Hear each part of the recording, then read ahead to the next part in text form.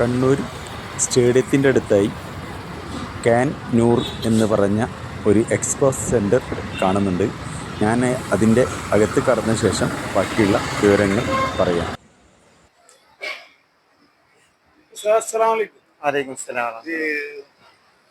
Can നൂർ എന്ന് പറഞ്ഞാൽ ഇതെന്താന്ന് സംഭവം? ഇത് മൊത്തത്തില് കണ്ണൂരിലെ സമസ്ത എന്ന ഒരു വിഷയം നമ്മൾ ഉൾക്കൊള്ളിച്ചിട്ടുള്ളത്. അതായത് കണ്ണൂരിലെ ആദ്യം വന്ന മദ്രസകള്, സമസ്തന്റെ കീഴിലുള്ള, അതുപോലെ കണ്ണൂരിലെ ആദ്യത്തെ പള്ളികള്, അങ്ങനെ തുടങ്ങി കണ്ണൂരിൽ സമസ്തന്റെ കീഴിൽ എന്തൊക്കെയുണ്ടോ അതൊക്കെയാണ് ഈ എക്സ്പോയില് ഉൾക്കൊള്ളിച്ചിട്ടുള്ളത്.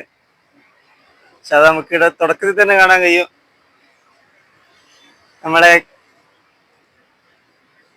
കണ്ണൂർ പ്രവാചക കാലം മുതലുള്ള ഇസ്ലാമിക പൈതൃകം, അതായത്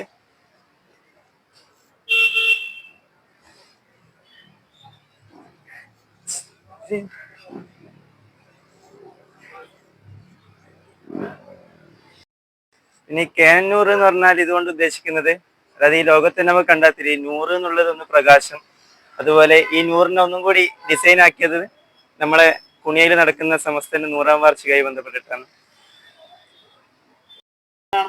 ഇത് പിന്നെ നമ്മളെ മൺമറഞ്ഞുപോയ ഷെയ്ഖുന PK അബ്ദുൽസലാം മുസ്ലിയാരുടെ കിബില തിരിക്കുന്നതെല്ലാം നിർണയിച്ച് ഉപയോഗിച്ച ഉപകരണങ്ങളായത് കിബില തിരിക്കാൻ ഉപയോഗിക്കുന്ന ഉപകരണങ്ങളാണ്. അതുപോലെ മൺമറഞ്ഞുപോയ നമ്മുടെ ഷെയ്ഖുന മാനീർ ഉസ്താദിന്റെ തലപ്പാവാണ്.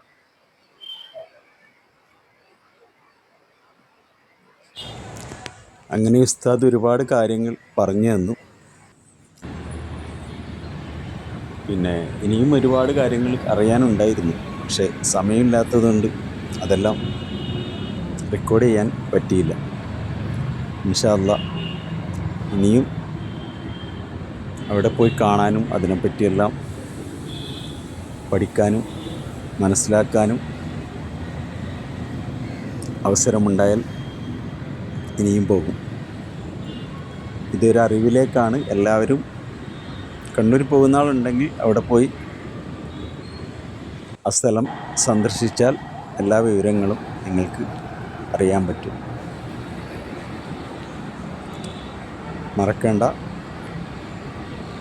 കണ്ണൂർ സ്റ്റേഡിയത്തിൻ്റെ അടുത്താണ്.